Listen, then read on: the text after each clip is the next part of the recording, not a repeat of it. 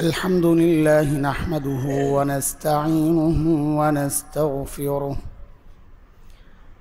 ونؤمن به ونتوكل عليه ونعوذ بالله من شرور أنفسنا ومن سيئات أعمالنا من يهده الله فلا مضل له ومن يضلله فلا هادي له وأشهد أن لا إله إلا الله وحده لا شريك له وأشهد أن سيدنا وسندنا وحبيبنا ومولانا محمدا عبده ورسوله اللهم صل على محمد وعلى آل محمد كما صليت على إبراهيم وعلى آل إبراهيم إنك حميد مجيد اللهم بارك على محمد وعلى آل محمد كما باركت على إبراهيم وعلى آل إبراهيم إنك حميد مجيد أما بعد فأعوذ بالله من الشيطان الرجيم بسم الله الرحمن الرحيم واعبدوا الله ولا تشركوا به شيئا وبالوالدين إحسانا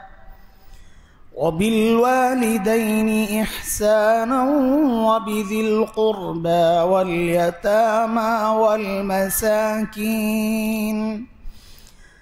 واليتامى والمساكين والجار ذي القربى والجار الجنب والصاحب بالجنب وابن السبيل وما ملكت أيمانكم إن الله لا يحب من كان مختالا فخورا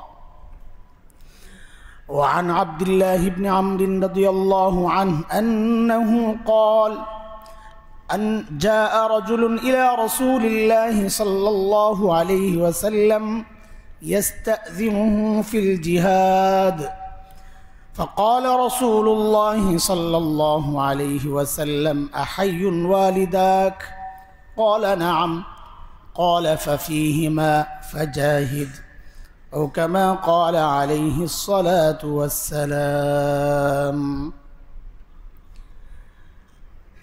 محترم حاضرين গত কয়েক জুমা থেকে সূরা নিসা এর 36 নম্বর আয়াত এর উপর ভিত্তি করে আমাদের আলোচনা চলছিল ধারাবাহিক আল্লাহর রাসূলের হকের পর সন্তানের যে হক যে দায়িত্ব আমাদের আজকে সেই সিরিয়ালে মা বাবার হক সম্পর্কে কথা বলার কথা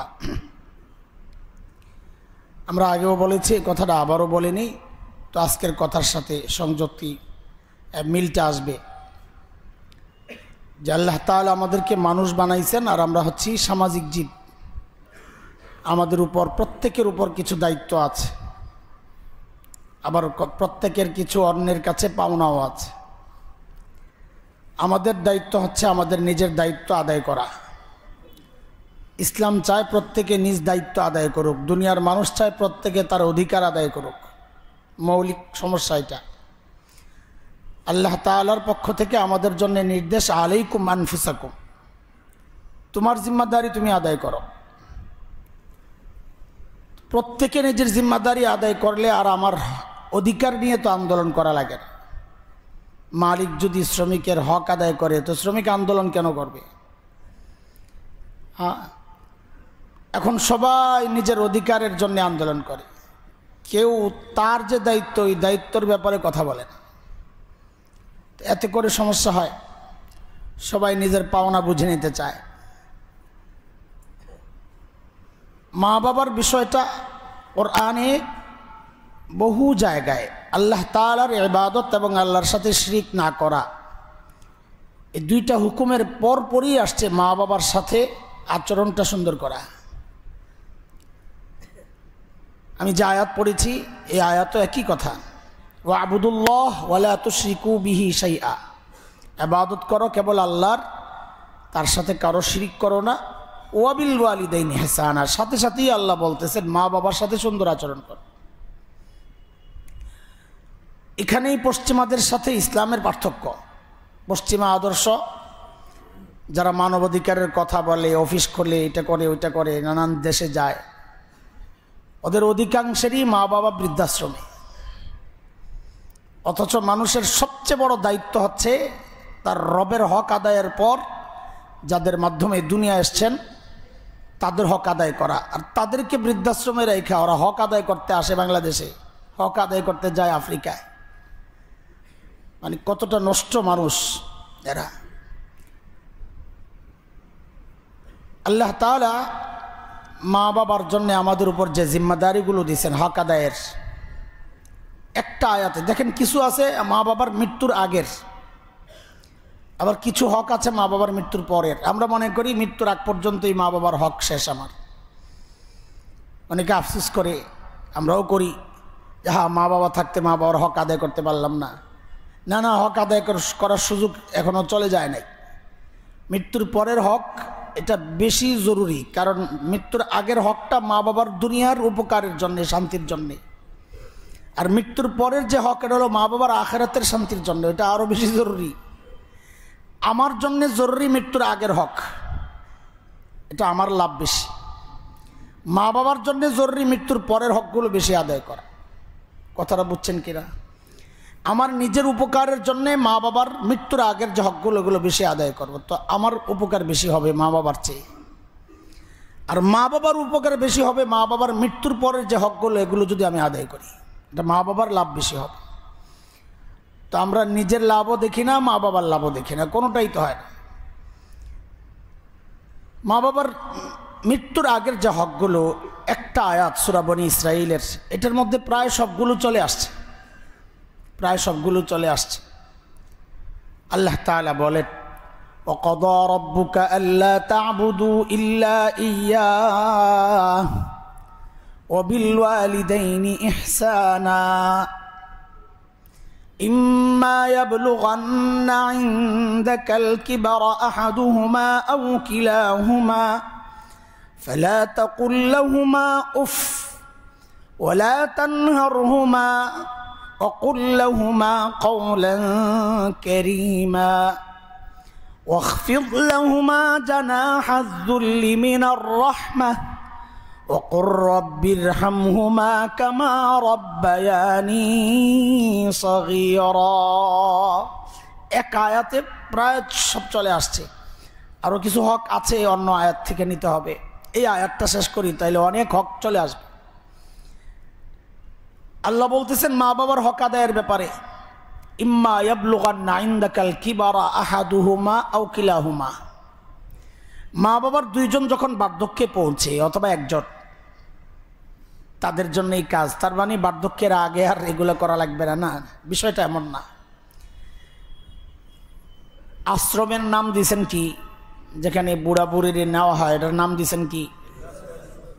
বুঝা গেল, ওই বুড়া হইলেই ওই আশ্রমের দরকার পড়ে, এর আগে পড়ে না। পড়লে করবে। আমাদের যে দায়িত্ব, আল্লাহ বলতেছেন যদি দুইজন বুড়া বুড়ি হয়ে যান, বয়স অনেক হয়, অথবা একজন। তো এই কাজগুলো করো, তার মানে আগে করবে না, করবে ওই টাইমে বেশি দরকার হয়। আর তার জন্যই তো নাম বৃদ্ধাশ্রম, জুয়ান আশ্রম না। মা বাবারে যুবক যুবতী অবস্থা বা বয়স যখন মাঝামাঝি মধ্যবয়সী, ওই টাইমে কেউ বৃদ্ধাশ্রমে পাঠায় কখন? যখন তারা বেকার হয়ে যায়। ওই টাইমটা কি আল্লাহ বলতেছেন, ওই বেকার টাইম যেন তোমার কাছ থেকে মা বাবা দূরে সরে না যায়। দেখেন এই টাইমটাতেই ওরা, যখন মা বাবার সবচেয়ে দরকার সন্তানের, এর আগে তো দরকার লাগে না, নিজে নিজে চলতে পারেন, সব নিজে নিজে করতে পারেন। যখন দরকার তখন এই পশ্চিমা পাষণ্ডরা মা বাবারে নিয়ে বৃদ্ধাশ্রমে রেখে আসে। তাদের রেখে যাওয়া অর্থ থেকে বিল পে করে। এটা বড় একটা আয়ের উৎস। আমার নিজের জানাশোনা ভাবি কি করে, আপনি কি করেন? তো তার রেস্টুরেন্ট আছে, ভাবি বাসায় থাকে, হাউস ওয়াইফ। না, ওখানে থাকলে একা কামাই করে চলা যায় না ভাই, অনেক খরচ। তো কি করেন ভাবি? এটা খুব ইজিভাবে বলতেছে, আমাদের জন্য জিনিসটা যেমন লাগতেছে এই কাজ করে ওখানে বিদেশ থেকে আর দেশে এসে ভাব নেয়। কিন্তু যা দেখলাম তাদের জন্য বিষয়টা কিচ্ছু না। কি করে?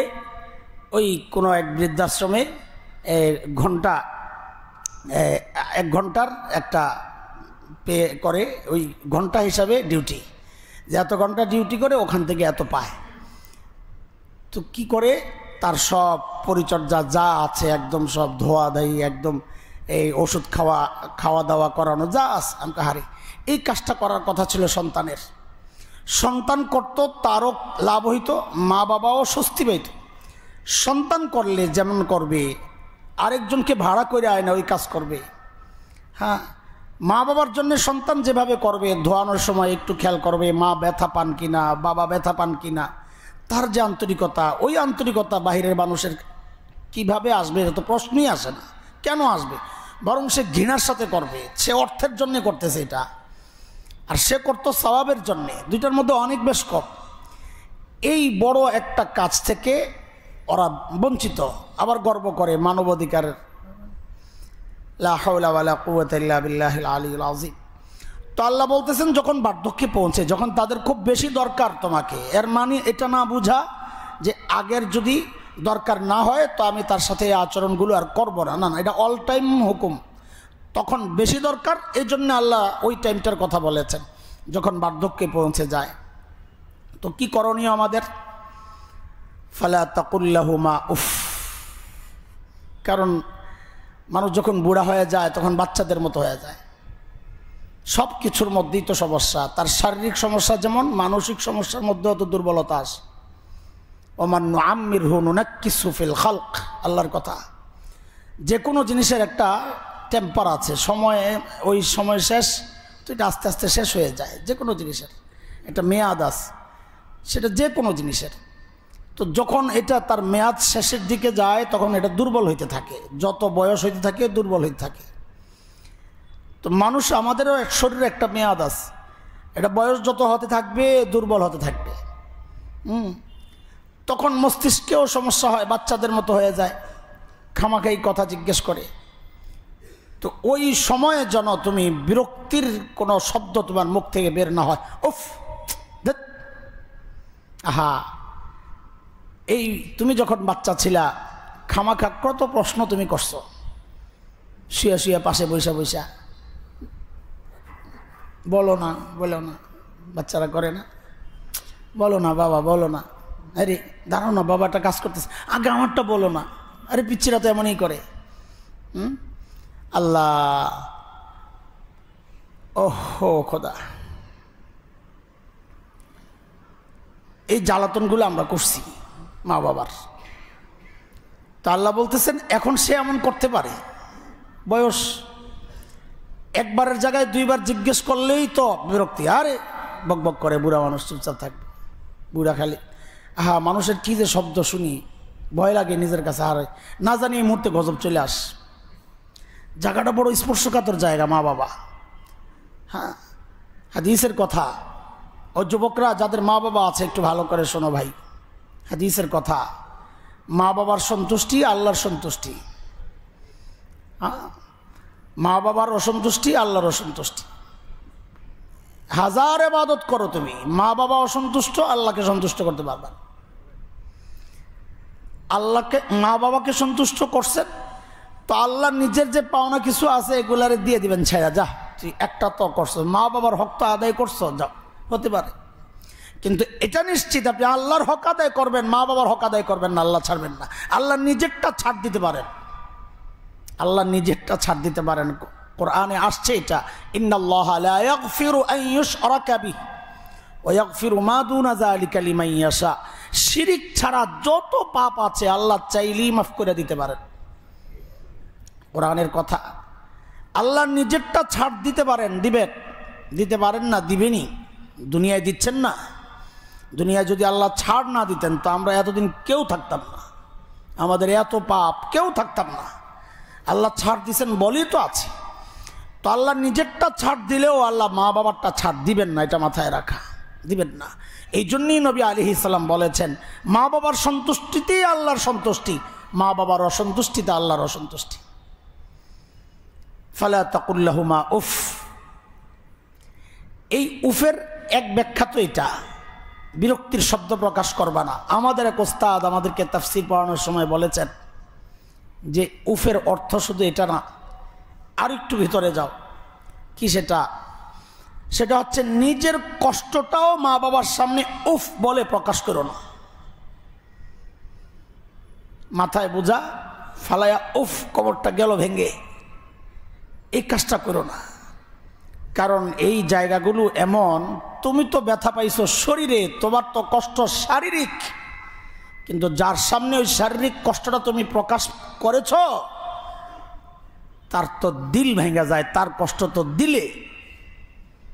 উদাহরণ শোনেন, আমার নিজের কথা আমি শোনাইছি আগে, হয়তো মনে আছে।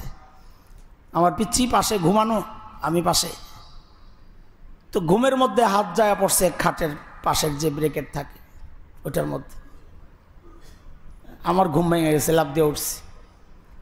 তো ওইটাই নিজে নিজে হাসতেছি আর চিন্তা করতেছি, আরে ব্যথা পাইলো কে, ঘুম ভাঙলো কার? খেয়াল করছেন? আমি তো ব্যথা পাই নাই, তাই না? ব্যথা তো পাইছে বাচ্চা, ঘুম ভাঙছে আমার। কেন? কারণ ও ব্যথা পাইছে হাতে, আর আমি তো ব্যথা পাইছি কলিজায়, দিলে, বাবা মা। তো বড়রা বলেন তাফসীর যে মা বাবার সামনে উফ বলবা না, মানে নিজের কষ্টটা প্রকাশ করতে যাও উফ বলো না। কারণ তুমি তো উফ বলতেছো তোমার কষ্টে, শরীরের কষ্টে, যার সামনে বলতেছো তার তো কলিজায় যায় লাগবে, এই কষ্টটাও মা বাবাকে দিও না। কত গভীরের কথা। এরপরে আসতেছে ধমকের কথা, ওয়ালা তানহারহুমা, তাদেরকে ধমক দিও না। এটা এই সমাজের একটা খুব বেশি ছড়ায় যাওয়া অপরাধ, বিশেষ করে মায়ের সাথে। যত মাস্তানি আছে পোলাপাইনের সব মায়ের সাথে। বাবা তো সাইজ করে ঠাসঠুস লাগাইয়া দেয়, তো বাবার সামনে যায় এরকম করে না, খুব কম। হ্যাঁ, এখন দেখি সব উলট পালট, কে বাবা কে ছেলে, কে কোনো বুঝাই অবস্থা যায় না, বুঝাই যায় না। এমন কথাবার্তার ধরন, বাবা আব্বু, এই শব্দগুলো যখন চলে গেছে, অন্য শব্দ ঢুকছে, ড্যাড, এই সমস্ত ফালতু শব্দ যখন ঢুকছে, তো সন্তান আর বাবার যে সম্পর্কের যে তারতম্যটা, ওইটাও নষ্ট হয়ে গেছে, ওইটাও নষ্ট হয়ে গেছে। ডাকার মধ্যেই তো আন্তরিকতা প্রকাশ পায়, ডাকার মধ্যেই তো শ্রদ্ধাবোধ প্রকাশ পায়। আমরা এমন এমন শব্দে ডাকি, ডাকার মধ্যে দূরত্ব বোঝা যায়, ডাকের মধ্যেই দূরত্ব বোঝা যায়। ডাকের অনেক বেশ কম। কোরআনুল কারীমে আল্লাহ তাআলা ঈমানদারকে কখনো ডেকেছেন ইয়া আইয়ুহান নাস, ইয়া আইয়ুহাল ইনসান, ও মানুষ। আবার কোথাও ডেকেছেন ইয়া আইয়ুহাল্লাযীনা আমানু, ও ঈমানদারেরা। হযরত মুফতি শফি রহমতুল্লাহ আলাইহি বলেন এই দুই ডাকের পার্থক্য আছে। কি পার্থক্য? বলে ওই সন্তানকে ডাকার ক্ষেত্রেও এই পার্থক্য আমরা করি। কখনো সন্তানকে নাম ধরে ডাকি, কথার কথা এ আব্দুল্লাহ, এভাবে ডাকলে সন্তানের দিলে একটা অজানা আশঙ্কা কাজ করে যে বাবা হয়তো রেগে আছেন, বাবার ডাকের নমুনা তো ভালো না। কিন্তু বাবার সন্তানের যে সম্পর্ক, ওই সম্পর্ক ধরে যখন বাবা ডাক দেন আব্বু, তো সন্তান বুঝে আমার বাবা আমাকে মায়া করে ডাক দিছেন। ঠিক আল্লাহ তাআলা যখন ডাকেন ও মানুষ, আল্লাহ যেন নাম ধরে ডেকেছেন, রেগে আছেন, কিন্তু যখন আল্লাহর সাথে বান্দার যে সম্পর্ক, ইমানের সম্পর্ক, ওই সম্পর্ক ধরে যখন ডেকে বলেন ও ইমানদারেরা, তখন বুঝে নাও আমার রব, আমার মালিক আমাকে বড় মায়া করে ডেকেছেন। ঠিক সন্তান বাবাকে কি শব্দে ডাকতেছে, এটা থেকেই আন্দাজ করা যায় বাবার প্রতি তার ভালোবাসা, শ্রদ্ধাবোধ কতটা। আজকালকার এই শব্দগুলাই আমাদের জন্য একটা নষ্ট সংস্কৃতিটা আমাদের সমাজের। শব্দগুলাই বোঝা যায়, শব্দ থেকেই বোঝা যায় বাবার প্রতি তার শ্রদ্ধাবোধ নাই, ভালোবাসা তো নাই। কি এক অবস্থা! আল্লাহর ওয়াস্তে বলি, আল্লাহর ওয়াস্তে যাদের মা বাবা আছে, আল্লাহর ওয়াস্তে বলি, ওয়ালা তানহারহুমা, আল্লাহর হুকুম এটা। ধমকের সুরে কথা বলা হারাম, হারাম। এটা কোনো স্বাভাবিক গুনাহ না, এটা কোনো ছোটোখাটো গুনাহ না, এটা কবিরা গুনাহ। মা বাবার সাথে বিরক্তির শব্দ প্রকাশ করা, মা বাবাকে ধমকের সুরে কথা বলা, এটা কোনো ছোটোখাটো গুনাহ না দোস্ত, এটা কবিরা গুনাহ, মারাত্মক গুনাহ। বহু গুনাহ আছে আল্লাহ এইভাবেই মাফ করে দেন, ওয়া আফু আন কাসির। আল্লাহ বলেছেন বহু গুনাহ আমি এমনি মাফ করে দিই। বহু গুনাহ আছে আমাদের নেক আমলের দ্বারা মাফ হয়, ইন্নাল হাসানাত ইউযহিবনা সাইয়্যাত। কিন্তু এই গুনাহ এমন গুনাহ, এগুলো আমার নেক আমলের দ্বারা মাফ হবে না, মা বাবা মাফ না করলে। কাজে এই ভয়ঙ্কর গুনাহকে অন্য আর 5টা 10টা গুনার চেয়ে কোনো অংশে খাটো করা, ছোট করে দেখার কোনো সুযোগ নাই, বরং অন্যগুলোর চেয়ে এগুলোর অবস্থান আরো মারাত্মক, আরো মারাত্মক। এরপর আল্লাহ কি বলতেছেন? ধমকের শুরুতে কথা বলবাই না, বরং কি করবা? ওয়াখফিদ লাহুমা জানাহা যুল্লি মিনার রাহমাহ। মা বাবার সামনে বিনয়ের ডানাগুলো মেলে দাও। ডানা পাবো কোথায় আমরা? বিনয়ের ডানা, এটা একটা উপমা আর কি। আমাদের ওস্তাদরা আমাদেরকে শিখাইছেন এটা। বিনয়ের ডানা মা বাবার সামনে মেলার পদ্ধতিটা কি হইতে পারে? তো অনেক পদ্ধতির মধ্যে এটা একটা পদ্ধতি। দুনিয়ার কত জায়গায় যায় মানুষ, আমরা দোয়া নিই, হুজুর একটু মাথাটা হাতায় দেন, আমরা এগুলার মুখোমুখি বেশি হই, মাথাটা হাতায় দেন। মানুষ এটাকে অনেক নিজের জন্যে উপকারী মনে করে। হ্যাঁ, আল্লাহওয়ালাদের হাতের ছোঁয়া দোয়া, এটা একটা দোয়া। কিন্তু আমি বলি কি, মাঝে মধ্যে বলি যে এই কাজটাই যে মা বাবার সামনে করো। আমার মতো 1 কোটি হাসান জামিল মিল্লা তোমার মাথা হাতাইলে যে লাভ হবে, তোমার মা যদি, তোমার বাবা যদি তার স্নেহের হাতটা, দোয়ার হাতটা, ও যুবক, যদি দোয়ার হাতটা তোমার মাথায় রাখে, তো আমার মতো 1 কোটি হাসান জামিল করলে যে লাভ হয় তার চেয়ে বেশি লাভ হবে তোমার মা বাবার ওই হাত। তুমি কোথায় ঘুরো, কোথায় ঘুরো? ওই বুজুর্গের কাছে যাও, এই ভাই তোমরা বসো, বসে যাও, ওই বুজুর্গের কাছে দৌড়াও, ওই বুজুর্গের কাছে দৌড়াও। আরে আমার আর তোমার জন্য মা বাবার চেয়ে বড় আল্লাহওয়ালা বুজুর্গ পীর আর কে হইতে পারে? মিয়া, কে হইতে পারে? এর চেয়ে বড় পীর আর কে আছে বাংলাদেশে? দুনিয়ার চেয়ে বড় পীর কে আছে? জিহাদের মতো একটা কত দামি ইবাদত জিহাদ। হ্যাঁ, আমরা তো শুনলে ভয় পাই, অথচ জিহাদের মতো এত দামি ফজিলতওয়ালা আমল আর কি আছে? নবী আলাইহিস সালামের কাছে জিজ্ঞেস করা হয়েছে আইয়ুল আমাল আফজাল, কোন আমল সবচেয়ে উত্তম? তো নবী আলাইহিস সালাম ব্যক্তি, সময় এই চিন্তা করে জবাব দিছেন। কোন সময় বলছেন নামাজ পড়া, কোন সময় বলছেন তিলাওয়াত করা, কোন সময় বলছেন লা ইলাহা ইল্লাল্লাহর জিকির করা। এই জিহাদও একটা আমল আছে, জিহাদ করা আল্লাহর রাস্তায়, যখন যেটা দরকার। আমাদের দিলে তো ডর ঢুকছে, ভয়। অথচ এমন এক জমানা ছিল, আফসুস করতো মানুষ, আফসুস করতো, হারিয়ে একটু জিহাদে যেতে পারলাম না। বড় বড় মুহাদ্দিসরা নিজের জীবনের একটা অংশ রাখতেন যে এই টাইমটা আমি দুনিয়ার কোথাও যদি জিহাদ হয় ওখানে চলে যাব। নিজের জীবনের একটা গুরুত্বপূর্ণ আমল হিসাবে এটা তারা রুটিনে রাখতেন, রুটিনে এটা আমি করব। হ্যাঁ, তো এত দামি কাজ। এক সাহাবী আসছেন নবী আলাইহিস সালামের কাছে, হযরত আব্দুল্লাহ ইবনে আমর রাদিয়াল্লাহু আনহুর বর্ণনা, বুখারীতেও আসছে, মুসলিমও আসছে। বুখারী 3004 নম্বর হাদিস। সাহাবী বলেন, জা রাজুলুন ইলা নবী সাল্লাল্লাহু আলাইহি ওয়াসাল্লাম, এক ব্যক্তি নবী আলাইহিস সালামের কাছে আসছেন। কেন আসছেন? ইস্তাযিনুহু ফিল জিহাদ, জিহাদের অনুমতি চাইতে, ইয়া রাসূলুল্লাহ আমি জিহাদে যেতে চাই, জিহাদে যেতে চাই। আল্লাহ তো নবী আলাইহিস সালাতু ওয়াস সালাম জিজ্ঞেস করছেন আহাইয়ুন ওয়ালিদাক, মা বাবা আসেনি? তুমি যে জেহাদে যেতে চাও মা বাবা আছে, আছেন? তো সাহাবী বলেন না ইয়া রাসূল, আছেন মা বাবা। তো নবী কি বললেন? ফাফিহিমা ফাজাহিদ, যায়া মা বাবার খিদমত করো, এটাই তোমার জন্য জিহাদ। জিহাদে গেলে যে লাভ হবে ওই মা বাবার খিদমত করো, এটা আরো বেশি লাভ হবে।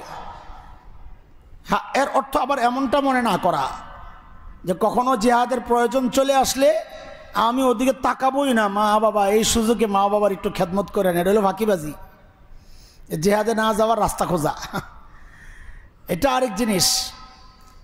ওই সময় ছিল আরো মুজাহিদ, জিহাদ করার মতো ব্যক্তি ছিল, আমি না গেলেও চলবে, তোমার তো মা বাবা তুমি না থাকলে হবে না। এই জন্য নবী বলেছেন সাল্লাল্লাহু আলাইহি সাল্লাম, মা বাবার বিষয়টা দেখেন, অনেকে তবলিগে চলে যায়, মা বাবার খবর নাই। এটা তবলিগ বলতেছি, এটা আমাদের কাজ, ভুল না বুঝা যে তবলিগের ভুল ধরতেছি কিনা।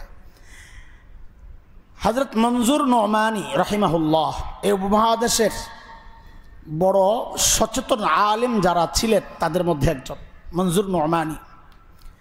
একসময় মাওলানা মওদুদী রহমতুল্লাহ আলাইহির সাথে একসাথে কাজ করেছেন। পরে উলামায়ে কেরাম যখন মাওলানা মওদুদীর কিছু আকীদাগত বিষয় দেখলেন, সতর্ক করলেন, তখন মনজুর নোমানি সাহেব সরে গেছিলেন যে না, ওনার সাথে কাজ করা যাবে না। ওই মনজুর নোমানি সাহেবের এক ছেলে আছেন সাজ্জাদ নোমানি হাফিজাহুল্লাহ, এখনো বেঁচে আছেন। উনি নিজে বলেছেন, আমি শুনেছি, যে মদিনায় পড়ি তো ছুটি পড়ছে, ও তাবলিগওয়ালা সাথী ভাই খেয়াল করেন, ছুটি পড়ছে লম্বা, তো চিন্তা করলাম এই সময়টা আমি তাবলিগে চিল্লাই যাই, বাড়িতে না যায়া। তো চিল্লাই চলে গেছে। আসার পর শেখ জাকারিয়া রহমতুল্লাহ আলাইহি, দুনিয়ার আর কেউ না জানলেও তারা তাবলিগে যায়, ওরা জানে শেখ জাকারিয়া রহমতুল্লাহ আলাইহি কে। হ্যাঁ, এই জন্য এই দলিলটা তাদের জন্য বেশি মনোযোগ সহ শোনা দরকার। শেখ জাকারিয়া রহমতুল্লাহ আলাইহি তখন মদিনায় দরজ দেন, পড়ান, শেষের দিকে চলে গেছিলেন মদিনায়। তো হযরত সাজ্জাদ নোমানি বলেন, অন্যান্য ছাত্ররাও ছুটি কাটায় আসছে, হযরতের সাথে দেখা করতেছে লাইন ধরে, এই উপমহাদেশের ছাত্র যারা দেখা করে বা আরবের ছাত্ররাও যারা পড়ছে আইসা দেখা করতেছে। তো বলে আমিও লাইনে দাঁড়াইছি দেখা করার জন্যে। তো যেহেতু মনজুর নোমানি সাহেবের ছেলে, ওনার প্রতি আলাদা নজর, জানেন যে আমাদের একজন বড় মানুষের ছেলে, চিনে, তো নিশ্চয়ই খোঁজখবর রাখছেন শেখ জাকারিয়া রহমতুল্লাহ আলাইহি, কারণ উনি তাবলিগের মানুষ, কোন কোন ছাত্র তাবলিগে যাচ্ছে এটা ওনার নলেজে নিশ্চয়ই আছে। হযরত সাজ্জাদ নোমানি সাহেব বলেন, আমি দেখা করতে গেছি, শেখ অন্যদিকে তাকায় রয়েছে। কি আশ্চর্য! বলে আমার খুব কষ্ট লাগছে, শেখ আমার সাথে এই আচরণটা করলেন, আমার দিকে একটু তাকালেও না, এতদিন পরে আসলাম দেখা করতে, বাড়িতে এই তাবলিগ থেকে আসছি। বরং তার তো দিলের মধ্যে একটা ভাব আসছে যে আমি তাবলিগ থেকে আসছি, শায়দ তো আমার কপালে চুমা খাওয়ার কথা। মাশাআল্লাহ মাশাআল্লাহ, ছুটি পায়াও দিনের কাজ ভুলো নাই না, মাশাআল্লাহ। ভাই আগে দিন বুঝেন, কতগুলা কাজ করার নাম দিন না, আল্লাহর নিজাম ঠিক রেখা চলার নাম দিন। মন মতো ইচ্ছা মতো খালি চাপাইয়া দিলাম নিজের উপর, না, এটা দিন না। দিন নিজে নিজে বাড়ানোর জিনিস না, এটা দিনের অনেক বিষয় আছে। একদিকে ঝাঁপায়া পড়লাম, আরেক দিক ফাঁকা, হবে না। দরজা একটারে বন্ধ করলাম, চারোদিক থেকে আইনা আরো যা জিনিসপত্র আছে সব এটার মধ্যে ফালাইলাম যেন ডাকাত না ঢুকতে পারে, অথচ আরো 5 দরজা খোলা। আমাদের হালত এখন অমন হয়ে গেছে যে রাজনীতি করতেছি, বাস ওইটার মধ্যেই সব ঝাঁপায়া পড়তেছি। আরো যে 5 দরজা খোলা, ওদিক দিয়ে শত্রু ঢুকতে পারে, ওইটা নিয়ে কোনো চিন্তা নাই। যে খানকায় বসে কাজ করতেছি পীর সাহেব, সে ওই খানকার দরজারে যা সর্বোচ্চ মেহনত, ওখানে আরো যে কিছু আছে দিনের কাজ, ওগুলা নিয়ে কোনো খবর নাই। যে তাবলিগে যাচ্ছে সে মনে করতেছে এইটা ছাড়া দিন আর কি আছে, বাস সব ওখানে, বাকি সব উন্মুক্ত। দিন আক্রান্ত হচ্ছে ওই দরজাগুলো দিয়ে, কারো কোনো খবর নাই। না, এর নাম ইসলাম না, এর নাম ইসলাম না।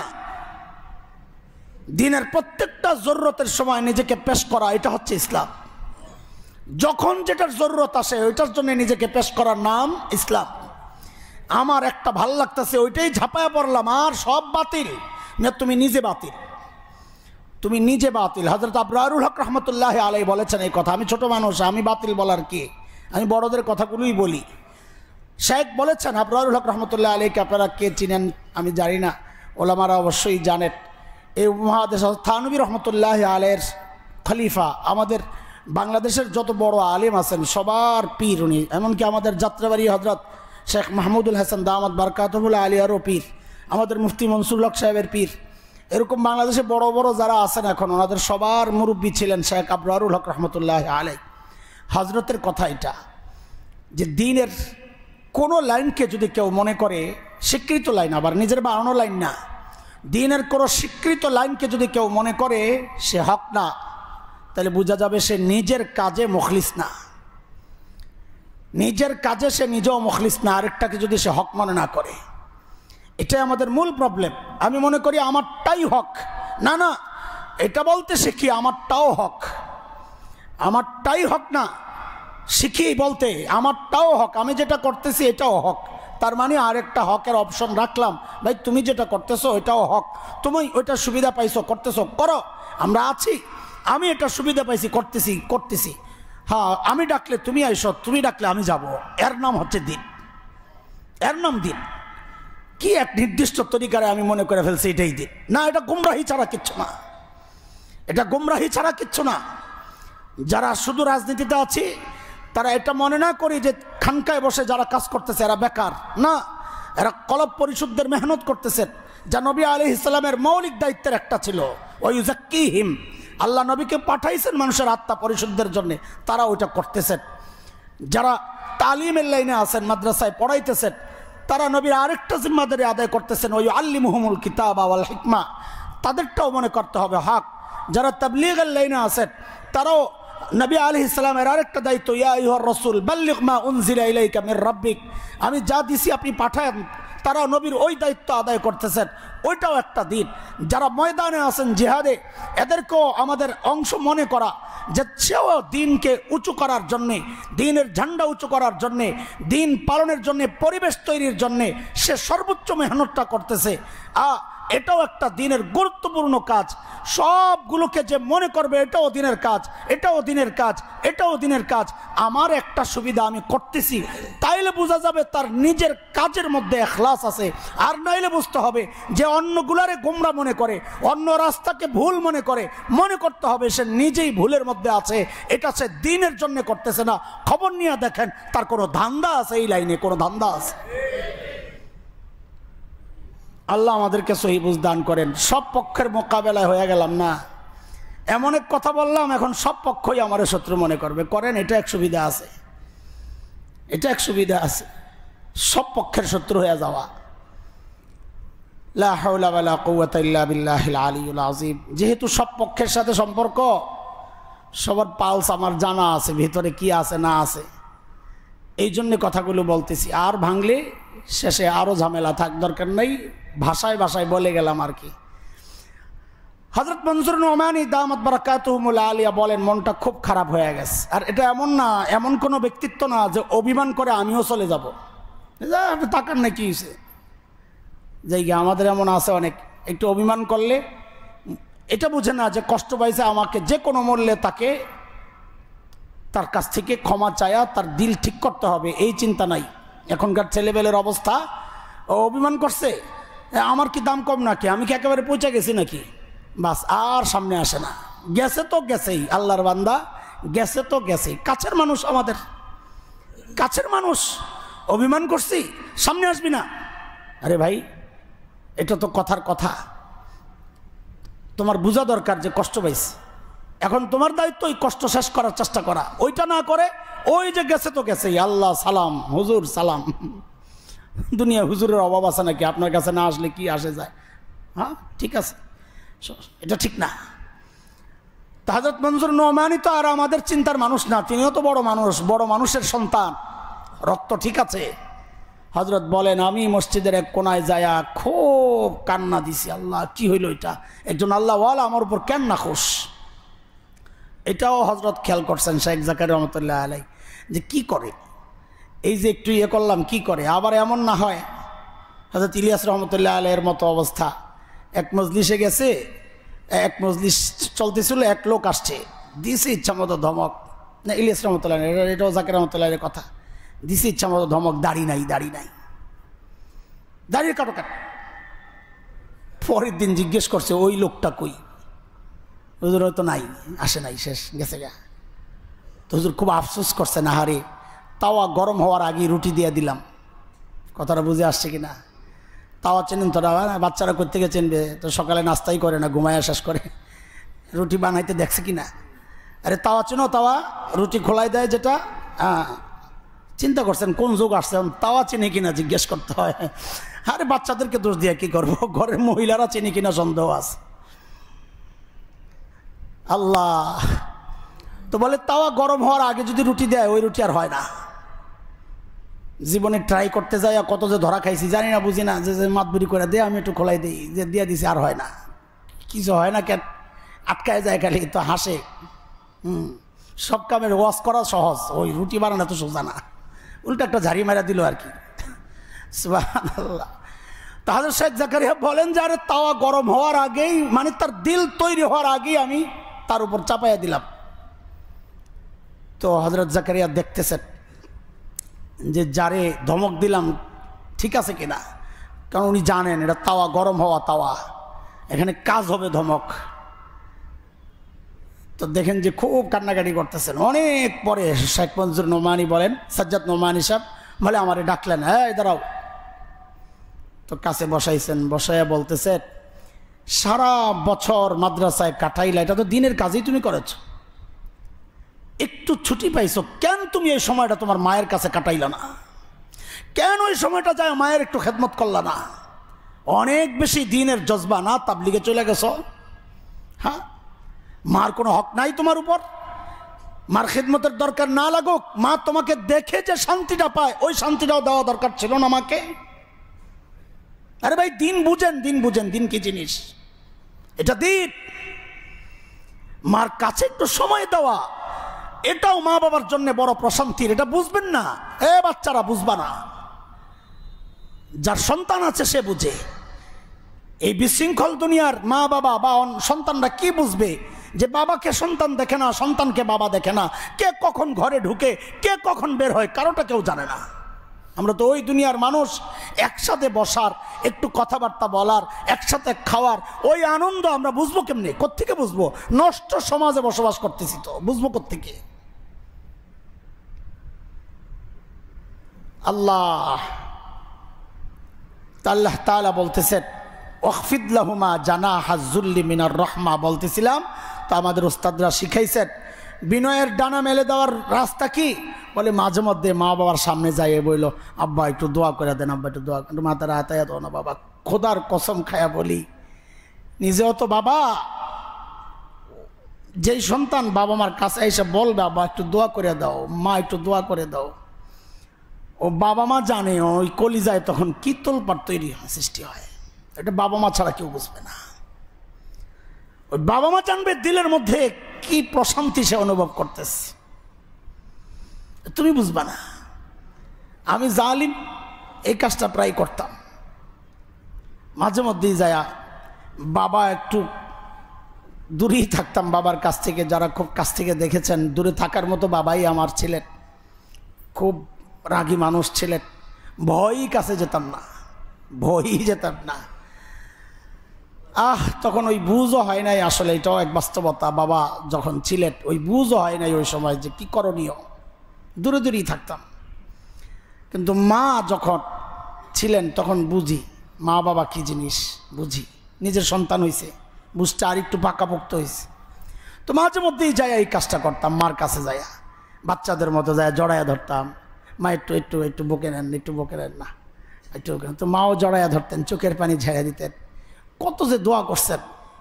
কত দোয়া করছেন। মাঝে মাঝে শোনাই বাচ্চাদেরকে এই গল্পটা, আমি খুব শোনাই, কারণ আমার দিলের মধ্যে লেগে আছে, একদম যেন স্মৃতিতে ভাসতেছে। হ্যাঁ, আমার বাচ্চার কথা শোনাইছি, ছোট্ট বাচ্চা, সবাই মাদ্রাসায়, ভাই বোন, মাও কাজ করে সকালবেলা, ও একা, আমিও ঘুমাই সকালে। তো আমাকে জাগানোর নানান ফন্দি করতো, নানান ফন্দি, মাঝে মধ্যে নাকের মধ্যে দিত, হ্যাঁ, কানে কিছু ঢুকাইয়া দেয়, তো উঠে ধমক দিলে আবার চলে যেত। তো একদিন কি করতেছে, আইসা আমার নাকের সাথে নাক ঘষতেছে, মানে ডিজিটাল পিচ্ছি তো বুঝে যে বাবা আমি তোমারে জাগাইতেছি না, আদর করতেছি। তা আমি তো ডিজিটালের বাপ, ও যদি ডিজিটাল পিচ্ছি হয় আমি কি ডিজিটালের বাপ না? তা আমারও খুব ভালো লাগতেছে, কারণ সারাদিন এই চেষ্টা করলেও এই কাজ নেওয়া যাবে না যে একটু নাকের সাথে নাকটা লাগাও তো বাবা, এত সময় আছে নাকি? তা আমিও একদম ঘুমের ভান করে একদম, বরং মাঝে মাঝে নাক ডাক দিই, তো আরও জোরে জোরে দেয়। আল্লাহ, হঠাৎ মনে পড়ছে যাহারে পাশের রুমে মা শোয়া, না জানি তারও মন চায় তার সন্তান যায়া তাকে এইরকম একটু আদর করুক। তো এটা মনে পড়তেই লাভ দিয়ে উঠছি, মার রুমে গেছি, যায়া মা চোখ বন্ধ ছিল, ঘুমে ছিলেন না সজাগ ছিলেন আজও জানি না। তো যাই ওই আমার পিচ্চির মতো যায়া নাক ঘষা শুরু করছি মায়ের নাকের সাথে। আল্লাহ, ওই দৃশ্য মনে করতে পারি না। মা লাভ দিয়ে হুইঠাই চড়াইয়া ধইরা হাউমাউ করে কান্না শুরু করছেন, সাথে সাথে হাত উঠাইয়া বলছেন, আল্লাহ আমার মনিরে, আদর করে মনি রাখতেন মাঝে মধ্যে, আল্লাহ আমার মনিরে তুমি দুনিয়া আখেরাতের বাদশা বানাইয়া দিও। হায় হায়, হায় মার দোয়া, হায় মার দোয়া। বলি আমি কোনো যোগ্যতায় না, আল্লাহ চালাইতেছেন, যা চালাইতেছেন ওই মা বাবার দোয়ার ভেলায় ভেসে ভেসে চলতেছি, ওস্তাদদের দোয়ার ভেলায় ভেসে ভেসে চলতেছি। ও যুবক, দুনিয়ায়ও যদি কিছু করতে চাও তো মা বাবার খুশি করা ছাড়া আগাইতে পারবা না, এটা নিশ্চিত থাকো। আরে আখেরাত তো আছেই, কেউ যদি চায় সে দুনিয়াতেও সমৃদ্ধশালী হবে। আরে হাদিসের কথা নবী আলাইহিস সালাম বলেছেন, যে ব্যক্তি চায় আল্লাহ তাআলা তার বয়সে বরকত দিক, তার মালে বরকত দিক, হ্যাঁ, তো সে যেন দুইটা কাজ করে। হ্যাঁ, সে যেন মা বাবার সাথে, ফালিয়াবাররা, হাদিসের শব্দ, ফালিয়াবাররা ওয়ালিদাইহি ওয়ালিয়াসিল রাহিমা, সে যেন মা বাবার সাথে সদাচরণ করে আর আত্মীয়তার বন্ধনগুলোরে ঠিক রাখে, তো আল্লাহ তাআলা তার রিজিকেও বরকত দিবেন, আল্লাহ তাআলা তার বয়সেও বরকত দিবেন। এই জন্য দুনিয়ায়ও যদি কেউ কিছু হতে চায়, মা বাবারে খুশি করা ছাড়া, মা বাবার দোয়া ছাড়া তোমার পথ আগানো এটা কঠিন, পেরেশানির পথ বাড়বে, পেরেশানির পথ বাড়বে। এরপর আল্লাহ কি বলতেছেন, ওয়াকুল লাহুমা কওলান কারীমা, মা বাবার সাথে কথা বলবা যে সম্মান রেখে কথা বলবা, শব্দ এমন চয়ন না করা যা মা বাবার অসম্মান হয়। আমি এই মিম্বর থেকে নানান প্রসঙ্গে এই গল্প আপনাদেরকে শোনাইছি, অনেক নতুনরা আছে তাদেরকে আবারও শোনাই যে ধরন কি হওয়া উচিত। আমাদের এই 1 নম্বর রোডের শেষ দিকে থাকেন হাফেজ কামার সাহেব, আমাদের পুরান যারা সবাই চেনেন হাফেজ কামার সাহেব, খুব বুজুর্গ মানুষ, বড়দের সোহবত পাওয়া, আব্বার সাথে খুব ভালো সম্পর্ক ছিল, মাঝে মধ্যে আসেন, আয়সা দোয়া দিয়ে যান আমারে, যে হ্যাঁ ঠিক আছে মাশাআল্লাহ দোয়া দিয়ে যান। তো আম্মা জীবিত ছিলেন তখন, এসে আমাকে জিজ্ঞেস করতেছেন, হাসান তোমার আম্মা কোথায়, কই থাকেন? তো আমার তো এটা একটা গর্ব, আমার মনের আনন্দ যে আমরা 6 ভাই বোন, আম্মা আমার সাথে থাকেন, এটা আমার গর্ব। তা আমি বলছি, চাচা আম্মা আমার সাথে থাকেন। আল্লাহ এটা বলার সাথে সাথে আমাকে ধমক মারছেন, হাই কি বলে, আহলুল্লাহদের সোহবতে তুমি যাও, আল্লাহওয়ালাদের কাছে যাও, এটা কেমন কথা বললাম, মা আম্মা তোমার সাথে থাকেন। তা আমি ভাবছি কি উনি বুঝেন নাই, তা আমি আরও স্পষ্ট করি, হ্যাঁ চাচা আম্মা আমার সাথেই তো থাকেন। তো বুঝছেন যে আরে চামড়া তো গন্ডারে ঢুকতেছে না। তো বলে, আরে বাবা এইভাবে কেন বলতেছ, এইভাবে কেন বলতেছ, আম্মা তোমার সাথে থাকেন, এটা কেমন কথা?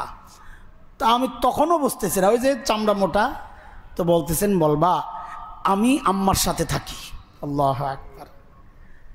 আমি সাথে সাথে একদম হুঁশ ফিরে হয়েছে, আরে হাদিস তো তাই বলে, হাদিস তো তাই বলে। এক সাহাবী আসছেন নবী আলাইহিস সালামের কাছে, ইয়া রাসূলুল্লাহ আমার সন্তান আমার খরচ দেয় না, আমার দরকার আমার খরচ দেয় না। তো নবী সন্তানকে ডাকাইছেন, এই কি করো, খরচ কেন দাও না বাবার? তো সন্তানেরও অভিযোগ ছিল যে বাবাও আমার দায়িত্ব ঠিকমতো আদায় করে নাই, পাল্টাপাল্টি।